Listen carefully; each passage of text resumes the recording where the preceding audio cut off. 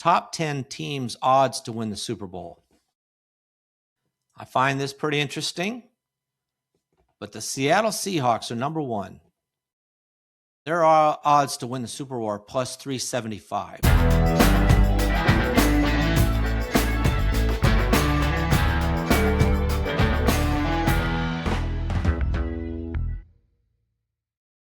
Welcome to Just the Stats NFL Top 10's for Friday.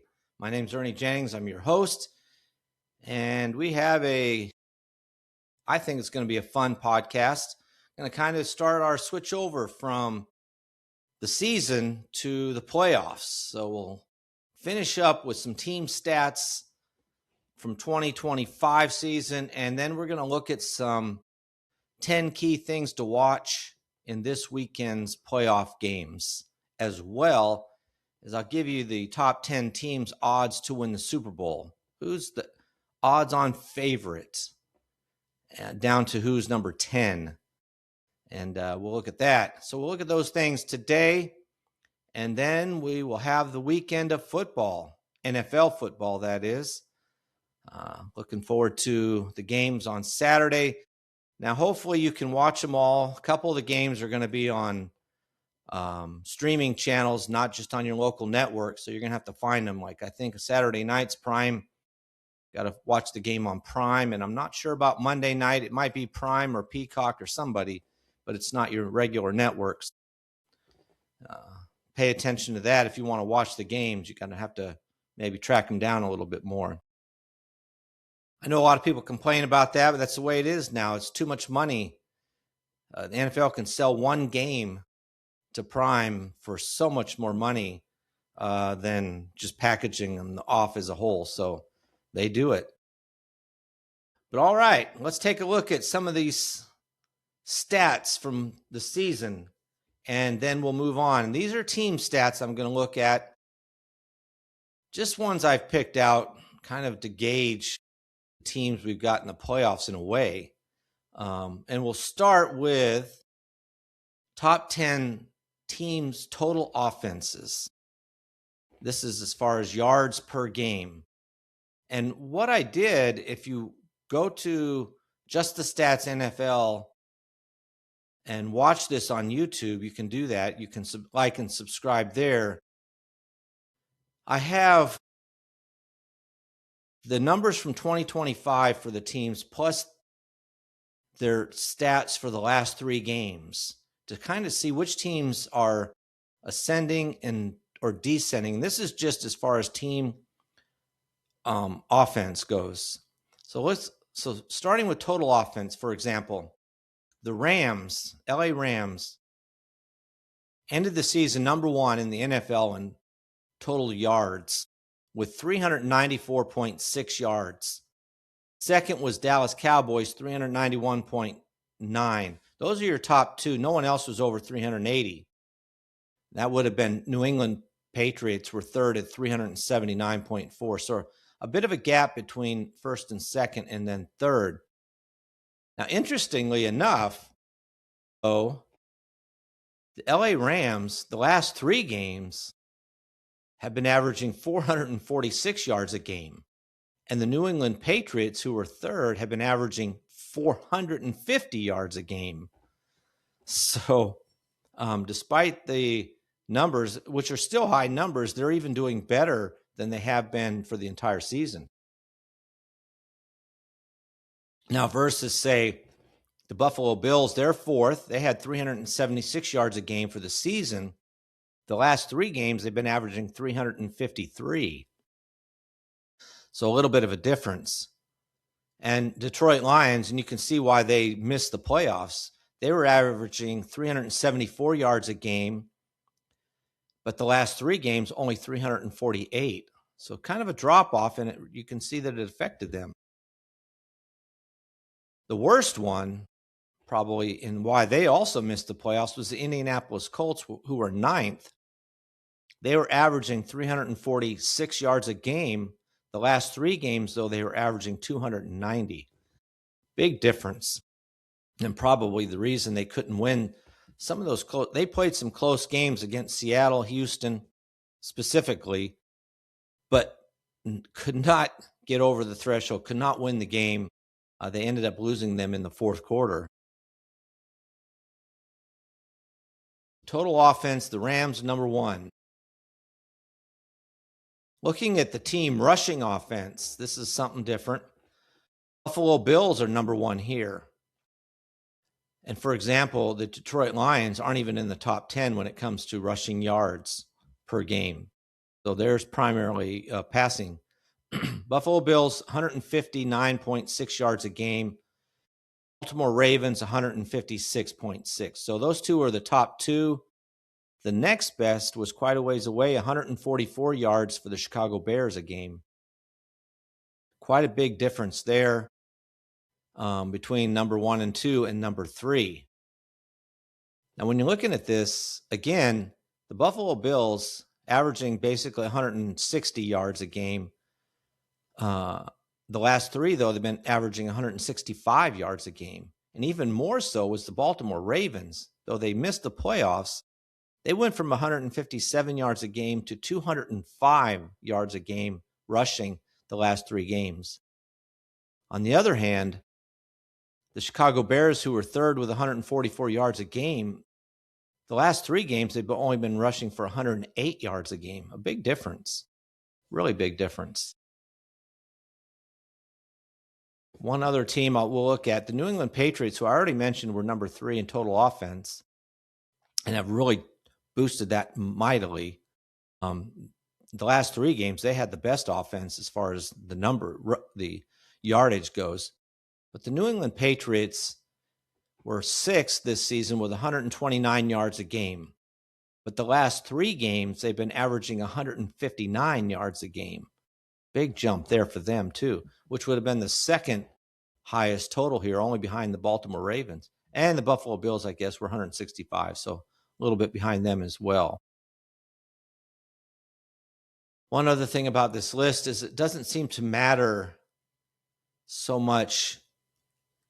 You know, they make a big deal about the rushing offense, and you need to be able to run the ball in the playoffs. And yet, on the top 10 teams here, 2, 3, 4, only 5 of them, 5 out of the top 10 are in the playoffs. The other 5 are not, even though they're in the top 10 as far as rushing goes. All right. Now look at the team passing offense. The Rams, this is where the Rams were up there. Rams for the season, 268 yards passing a game.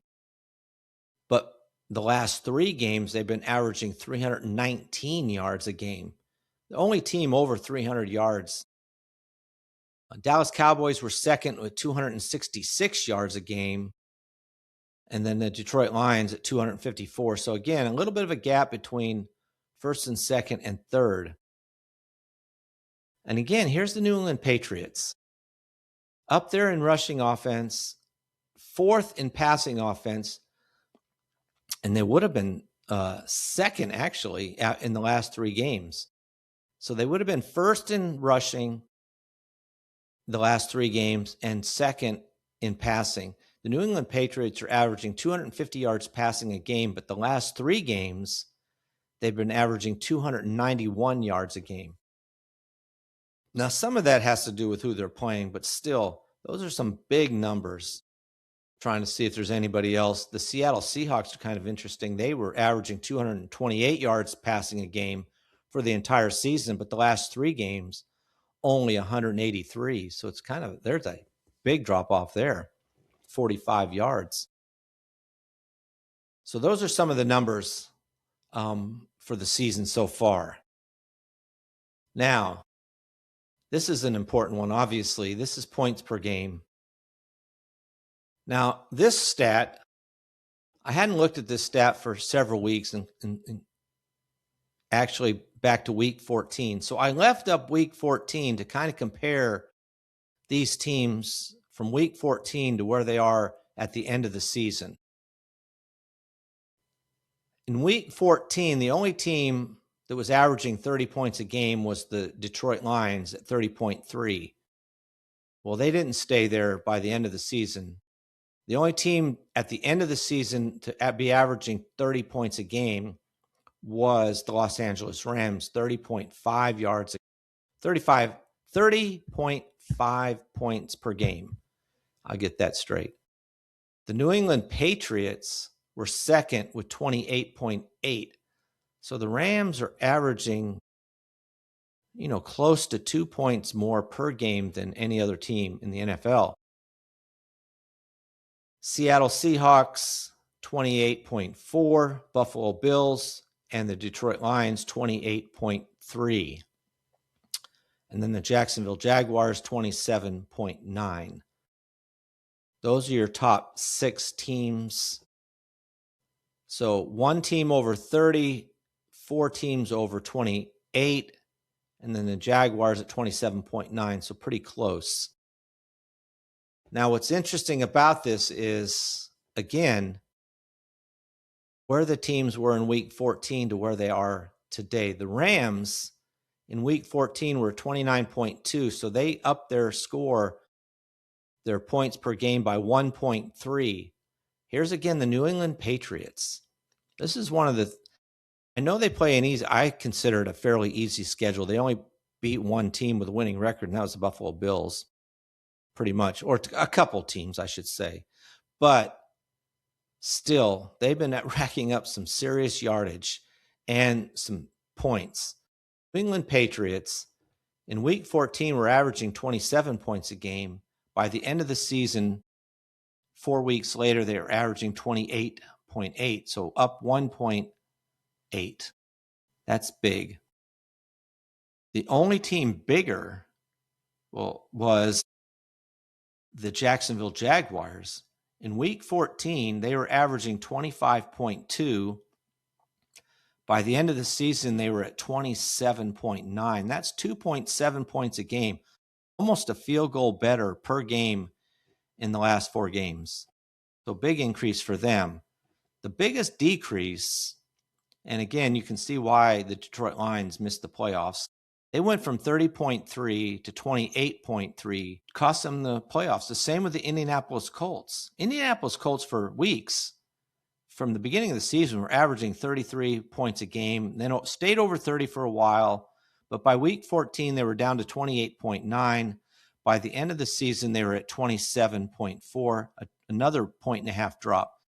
Their team just disintegrated, and that was because of the level of talent and that they had to play against, as well as Daniel Jones going out. The only team from Week 14 to the end of the season that made it onto this top 10 that wasn't on it from the rest of the time was the San Francisco 49ers, who finished in the 10th spot with 25.7 points a game, which is quite a bit difference between, say, the Rams at 30.5. Almost 5 points a game there. So there's some big movers here up and down this list. But the biggest notice I when I was looking at this is the New England Patriots. All their numbers for the last 3 weeks, the last 4 weeks have been going up. Better offense, more points per game. The Jaguars have as well, but I think the Patriots have been even more impressive in that category, honestly. Now, when we're looking at one more stat we'll look at before we move on from the team stuff, and this is scoring margin. So, yeah, you score a lot of points, but how many do you give up? Dallas Cowboys are up there at the top of the list, but they're giving up, more points than they're putting out, which is why they ended up, not making the playoffs. So let's look at that. Now, this is, again, 2025 season, and then I'm doing the last 3 games as well. So kind of comparing where they are for the entire season versus what they've been doing the last 3. Again, this is some incredible numbers here. But the Seattle Seahawks ended the season with the best scoring margin, winning margin, 11.2, a plus 11.2 for the entire season. But the last 3 games, their winning margin has been plus 9.3, so almost a drop of 2 points a game. Now, even worse, the LA Rams are number 2.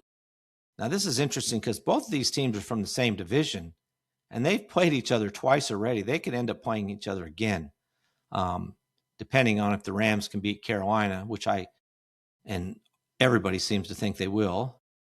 But the Rams were second with a 10.1 plus scoring margin. But in the last 3 games, their scoring margin is plus 4.3. That's a drop of almost 6 points a game. That's pretty big, honestly. Their defense has been lacking a lot lately, and it will, I think, will be the reason if they don't make it, too far into the playoffs. It will be because their defense is not helping out their offense. Now, number 3, here's the New England Patriots again. So Seattle Seahawks 11.2, LA Rams plus 10.1, and the New England Patriots plus 10.0. Pretty good. Average scoring margin 10. What's even better is when you look at their scoring margin in the last 3 games.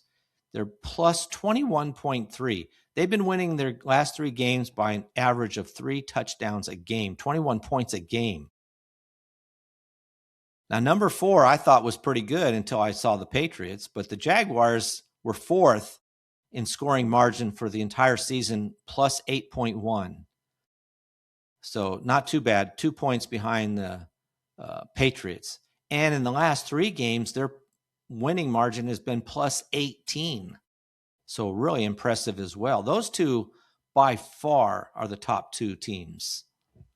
As far as the last 3 games, they would be 1-2, Patriots, Jaguars, and no one's even close. The next closest is the Buffalo Bills, who had a winning margin of plus 9.7. That's a full, 9 points behind the Jaguars and 12 points behind the Patriots. So huge difference. And the Buffalo Bills are 4th, but their scoring margin for the entire season is plus 6.8. And like I said, the Jaguars are plus 8.1. They play each other. So while the Buffalo Bills offense looks a little bit better, their defense is shakier. They're not winning games by as much as the Jaguars. So we'll see. It's going to be should be a good game, hopefully. Now, looking at this list again, on this list, the top 7 teams all are in the playoffs. The Detroit Lions are number 8 with a plus 4 for the season scoring margin. The problem is their last 3 games, they were minus 5, which is why they're not in the playoffs. And in fact, every team on this list that has a plus in the last 3 games made the playoffs. The 2 that didn't, who are in the negative, are not in the playoffs. So I mentioned the Detroit Lions, the last 3 games minus 5. Indianapolis Colts finished the season at plus 3.2 winning margin. But the last 3 games, they were a minus 11.7. They lost those last games and just crushed their season. You can just see it in the scoring margin. And the 9th team was San Francisco 49ers. They were at plus 3.9 for the season, but the last 3 games, they were plus 5. So again, with all those numbers, the most impressive team in offense in the last 3 games, last 4 games, is the New England Patriots. And so we'll see how that pans out. Is it just because of the lack of competition, or is it because their team is just gelling right at the right time? Same with the Jaguars. Their offense has jumped up dramatically in the last several games, not just the last 3 or 4, but the last 6. And their scoring margin has went way up. Is that because of who they played, or is their team gelling at just the right time? You hope it's the gelling at just the right time. And we'll find out come this Saturday and Sunday for these teams. Now, one team that's in the playoff that hasn't been on any of these lists is the Pittsburgh Steelers, 2 teams, and the Carolina Panthers. And obviously, when you look at the records, you can see why they're not on the top 10 in any categories as far as offense or even in scoring margins. So I do not expect either one of those teams to go too far in the playoffs. Okay, let's take a look at the top 10 things, top 10 key things to watch in this weekend's playoff games. Now, we'll start with number one, a wide open playoff field. They've been making a big deal of this season. There's no dominant team emerging from this season, with several, what they would say, traditional powerhouses not in the playoffs. The Chiefs been a long time. The Ravens, the Lions have been in and out, but they didn't even make the postseason. So it really makes this bracket interesting. Now, the one that's left, and there's been a lot of commenting about this, is the Buffalo Bills. This is a perennial playoff team. Is this their season? The Bills don't have to worry about the Baltimore Ravens, and they don't have to worry about Patrick Mahomes and the Chiefs. They beat the Chiefs every year, it seems like, in the regular season, but then they come to the playoffs, they can't beat the Chiefs. Well, they don't have to worry about that this time. All they got to do is beat the Jacksonville Jaguars, who haven't been in the playoffs. So we'll see what happens there. Number two, veteran quarterbacks versus the new wave. This is a big, interesting kind of contrast. You've got some of the veterans like Josh Allen, Aaron Rodgers, Jalen Hurts, Matthew Stafford, all in the playoffs. But then you've got some newcomers, Drake May, Bo Nix, Caleb Williams, Trevor Lawrence. These are players who haven't been in the playoffs. They're younger players. Drake May, Bo Nix, and Caleb Williams, in fact, are only in their second year. So some analysts are calling it a potential changing of the guard. And we'll see how that goes, for some of these quarterbacks. Will the veterans like Josh Allen, Aaron Rodgers, and Jalen Hurts especially, and even Matthew Stafford, though I don't expect Matthew Stafford's team, the Rams, to lose. But what if all these guys lose, these veterans lose, and all the newcomers win? Bo Nix with Denver, he doesn't have to worry about it this week. He's got the bye week, so he can wait another week. Sam Darnold as well, bye week. But we'll see how these veterans fare in this postseason, in these playoffs, and compared to the newcomers. It's kind of a fascinating change. And there are some excellent quarterbacks, I just mentioned them all, that are coming up this year that are going to be fun to watch. It's pretty exciting to see the numbers they're going to put up. All right, number three is the Rams-Panthers rematch after a shocking upset. In week 13, the Rams went to Carolina expecting to win, and they lost. They got beat. It was stunning. I mean, it was amazing that they lost that game. But now they meet again, and obviously the odds makers don't believe that Carolina can do it again, because Rams are double-digit favorites to win this game. They're pretty healthy, but Carolina's defense has been one of their better ones. And the Rams' defense has been suspect, but I, along with the odds makers, really would be stunned even worse if the Rams were to lose this game this weekend. Another one, the Packers versus the Bears, which is a historic rivalry, but they rarely play in the playoffs. They rarely meet in the playoffs. It's only the third time that the Packers and Bears have met in the playoffs in 100 years. That's pretty amazing, considering that they play each other twice a year. Now, they've split their season, so this third game they're playing will be the tiebreaker. Chicago Bears are the number 2 seed, so the Green Bay is going to have to play in Chicago. In Chicago. And we'll see what happens. It should be another good game. They've had some good games already, so we'll see what happens. Number 5, the Eagles attempt to repeat. this has not been like the typical thing where, like, say, Kansas City, who goes in every year and seems to look so good going even into the playoffs and then wins.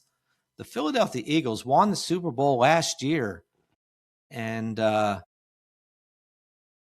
been looking very inconsistent. You just don't know what to expect this year. But they're the defending champions. So somebody's going to have to knock them off. And the 49ers will be the first one with the opportunity. They're going into Philadelphia to play. So we'll see what happens with that. But it should be a good game. I mean, the Eagles offense is suspect, but then obviously the 49ers defense has been pretty bad this year, especially after they lost their two best players. So that'll be a big game. So the Eagles' attempt to repeat will be something to watch. Number 6, the Buffalo Bills versus the Jacksonville Jaguars. That's probably, among many people's thought, possibly the best game this weekend. Because the thought is that the winner of this game, I've heard this by more than one analyst, the winner of this game could possibly make it to the Super Bowl. So they're considering this a big game. And it's high scoring. I mean, the odds makers are giving it a 51 points on this game. So they're expecting it to be a high scoring game as well. And we'll see what happens. You've got two quarterbacks that are pretty close in numbers. When you, in total touchdowns this year, for example, Josh Allen has 39 total touchdowns. That's passing and running.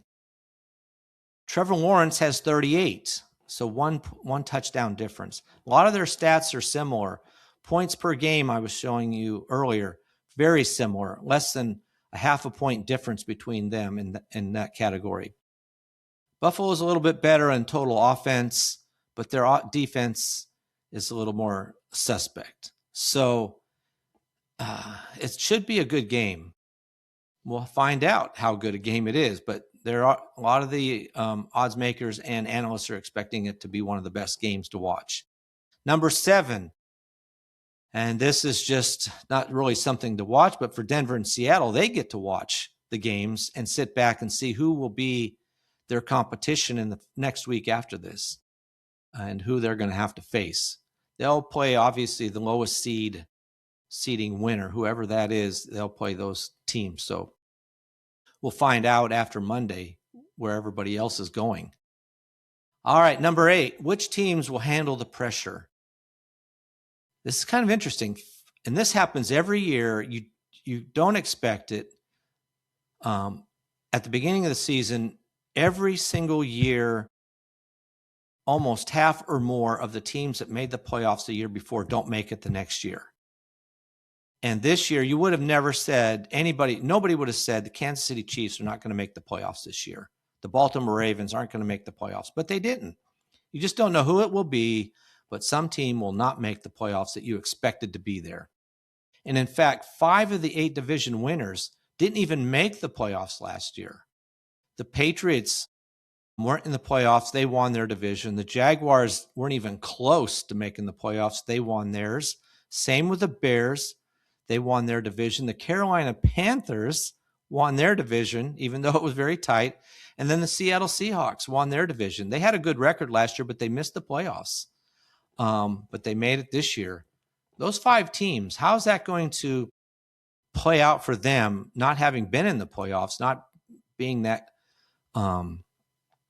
familiar with the playoffs? Is that pressure for them, or is it just give them more of an open-handed take on it? On the other hand, you got Josh Allen and the Buffalo Bills. There's been so much talk about them being the last team from the old guard standing.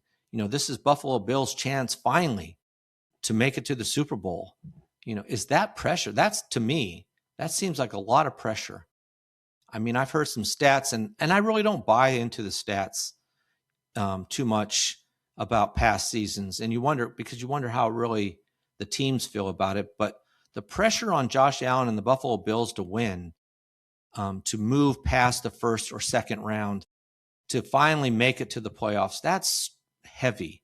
And I've heard rumors, what happens to the coach, McDermott, if they get beat this first game of the playoffs.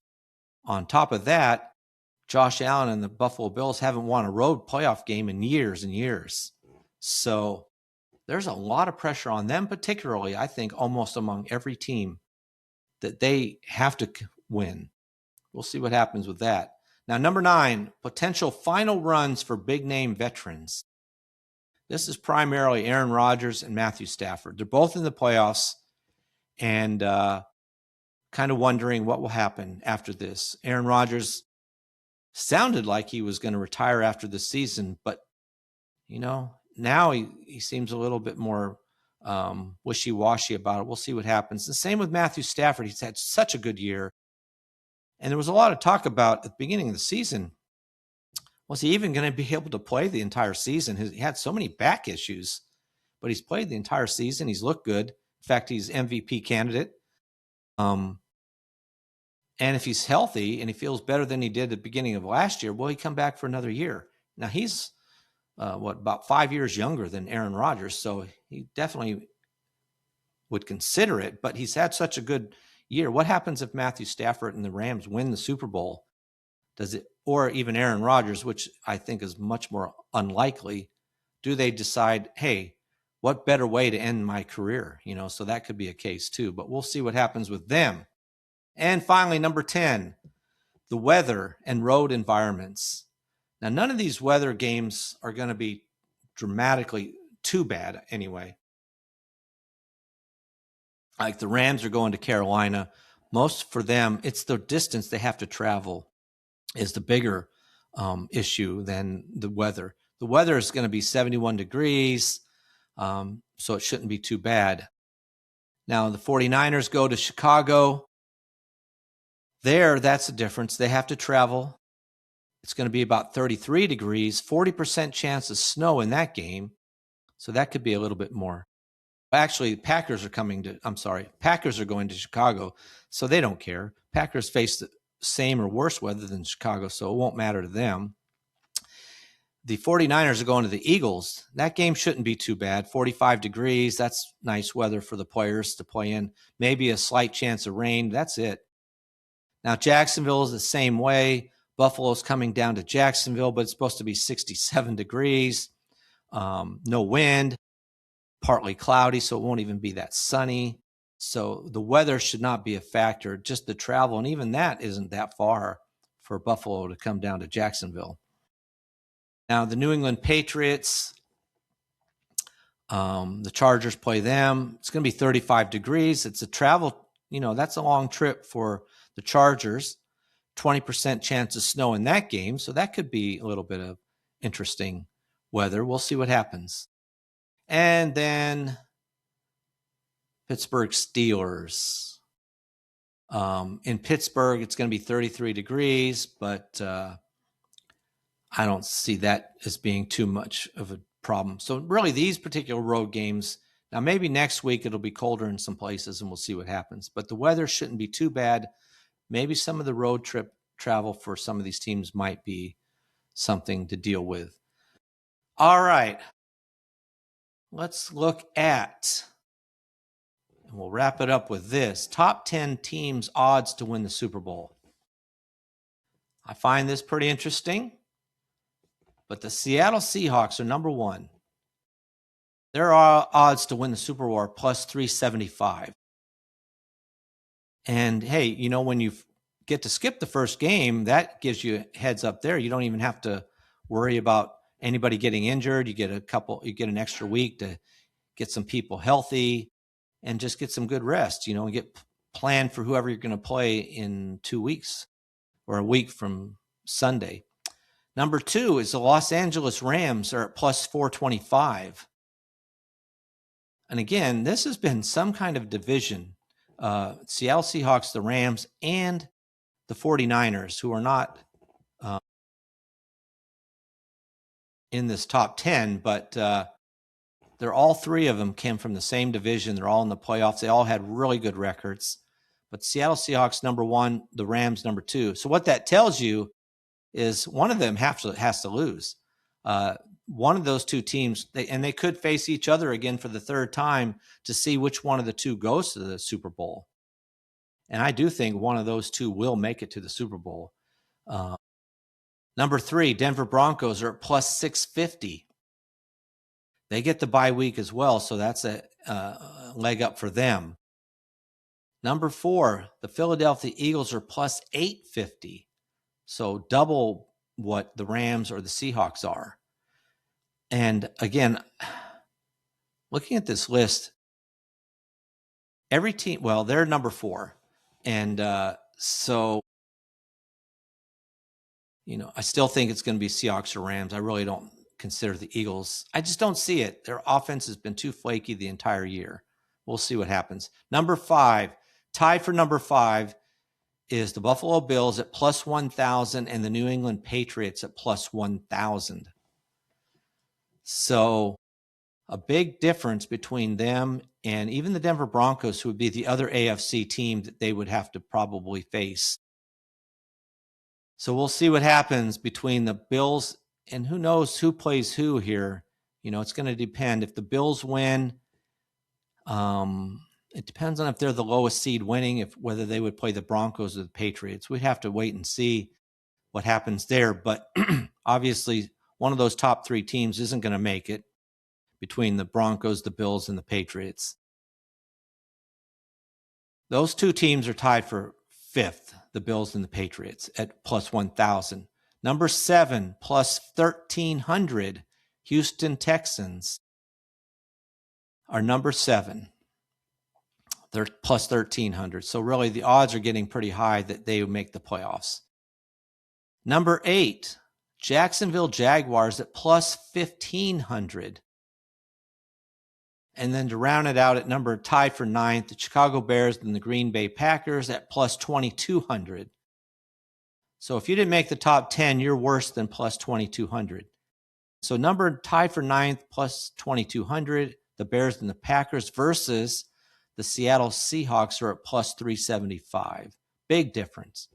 And what I find interesting about this is, and this is and I'm going to play it myself here right now, and the Jaguars have been playing this, is the no respect card, just acting as if the Jaguars are just a passing fancy or something, and they don't have that good of a team. The Jaguars have beaten, they beat the Denver Broncos, who are 3rd here. They beat the Houston Texans. They lost to the Houston Texans in one game when they were up by 19 with only a few minutes to go. It was a major collapse, but they put 30 points on the Houston Texans twice, and supposedly the best defense. And yet they have a worse chance to win the Super Bowl, according to the odds makers, than the Houston Texans. I just find that amazing. The odds here. Now, I do get the Seattle Seahawks and the Rams being 1-2. Seattle Seahawks have beaten everybody this season pretty much. They lost 3 games, but they've beaten the Rams. They beat the Jacksonville Jaguars in Jacksonville. So I get that. But I just don't get the Jaguars being 8th. Now, we'll see. Buffalo's coming to Jacksonville. They could stomp them, and then, or even just win, and then the odds makers are right. So we'll just have to wait and see what happens in that game. That game's a big game in all kinds of ways. All right, that's my look at different categories. We're off into the playoffs now, and that's exciting. So starting next week, like I said, I'll be having a podcast 3 times a week. And next week, I'll do it from Tuesday through Thursday, I think, because I want to be able to talk about all the playoff games. If I do one on Monday, I'll have to wait and do that Monday game on Tuesday, separate from the rest of the games. But I think I'll wait till Tuesday and do the first podcast, cover all the games, and we'll look at that. It should be exciting. Really looking forward to some fun games to watch and not just blowouts, unless, of course, the Jaguars blow out Buffalo. That would be fine. But otherwise, I'm looking for some close games and fun games to watch for the entertainment value. But I'll be watching all of them, and then I'll report back to you on Tuesday what I saw, some of the interesting stats that came out of those games, anybody that maybe set an NFL record for a playoff game, whether it's a game or whatever stat might come up. All right. You can find this podcast on Just the Stats NFL on YouTube, where you'll see the charts that I put up, these odds and the top 10 list I put up and so forth. And you can also listen to it, of course, on YouTube or Spotify, Apple, whatever app you might use. Please like and subscribe. Thank you for all the subscribers that have been signing on. And I look forward to the playoff games, and I hope you do too. Hope your team wins, unless it's Buffalo. And I'll see you on Tuesday. So for NFL top 10s for Friday, I'm out.